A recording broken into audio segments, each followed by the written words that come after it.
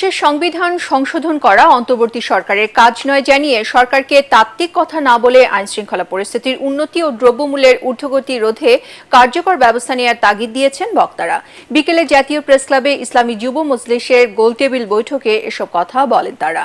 বৈঠকে নির্বাচনের সুষ্ঠু পরিবেশ তৈরি করে যত দ্রুত সম্ভব নির্বাচন দেওয়ার দাবিও জানানো হয়। খেলাফত মজলিসের মহাসচিব ডক্টর আহমদ আব্দুল কাদের, জামাত ইসলামী সহকারী সেক্রেটারি জেনারেল এহসানুল মাহবুব জুবায়ের ও জাগপা সভাপতি রাশেদ প্রধান এতে অন্যান্যের মধ্যে বক্তব্য রাখেন।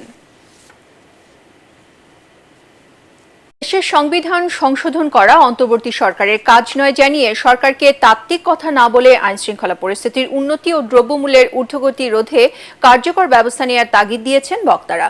বিকেলে জাতীয় প্রেসক্লাবে ইসলামী যুব মজলিসের গোলটেবিল বৈঠকে এসব কথা বলেন তারা।